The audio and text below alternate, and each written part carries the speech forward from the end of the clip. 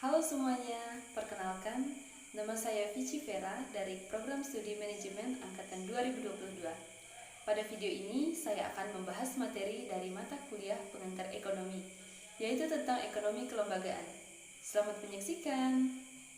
Para ilmuwan sosial yang memiliki latar belakang yang beragam mendefinisikan kelembagaan secara beragam menurut sudut pandang keilmuannya. Seorang sarjana ekonomi terkemuka mendefinisikan kelembagaan sebagai batas-batasan yang dibuat untuk membentuk pola interaksi yang harmonis antara individu dalam melakukan interaksi politik, sejarah, dan ekonomi.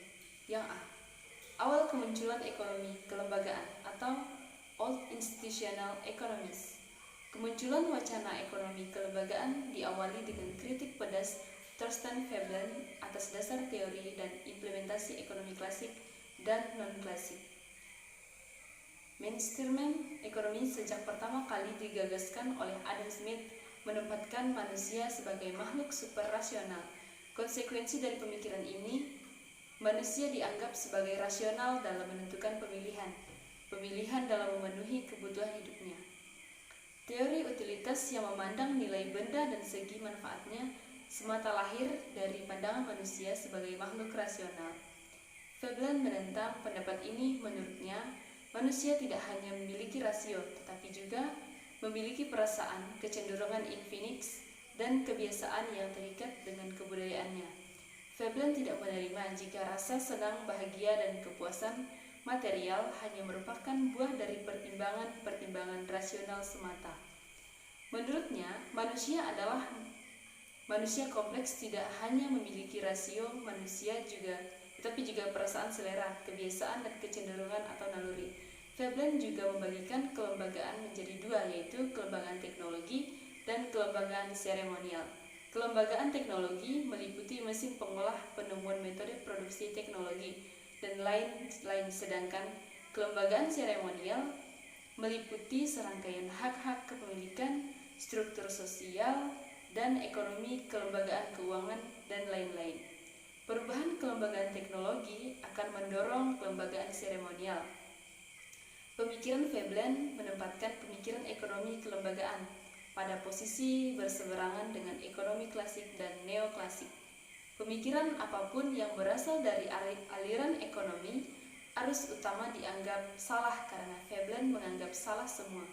Asumsi dasar yang menjadi pondasi aliran ekonomi klasik atau neoklasik, anggapan manusia sebagai makhluk rasional yang selalu mempertimbangkan untung rugi secara ekonomi dalam setiap transaksi, kebebasan individu, dan konsep kepemilikan pribadi merupakan bagian dari asumsi ekonomi klasik dan neoklasik yang oleh Veblen dianggap keliru.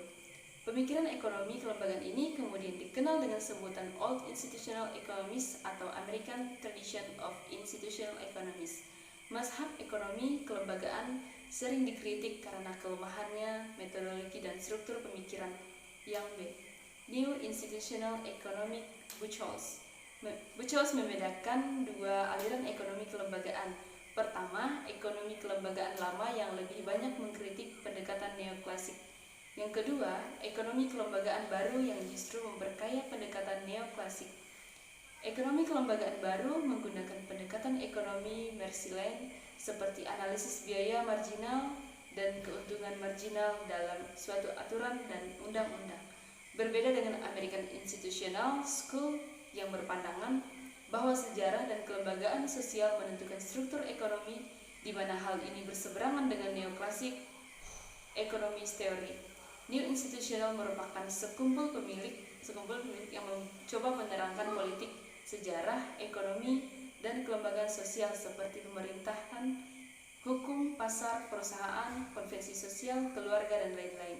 Ada 4 hukum yang telah ditetapkan oleh para ekonomi, yaitu yang pertama, menurut Buchholz tahun 1947, jaksa Leonard Hand menetapkan sebuah analisis hukum tentang kelalaian dengan mendefinisikan 3 faktor kunci sebagai berikut. Yang pertama, kemungkinan terjadinya kecelakaan. Yang kedua, akibat atau kerugian karena kecelakaan. Yang ketiga, biaya untuk menghindari terjadinya kecelakaan. Kedua hukum kriminal dari segi ekonomi, terdapat keuntungan dan kerugian dalam melakukan tindakan kejahatan. Terdapat dua variabel yang dianggap penting oleh ekonomi model Becker, yaitu besarnya denda yang harus dibayar, yang kedua beratnya hukuman yang harus dibayar, ketiga hukuman kepemilikan menurut Alchian.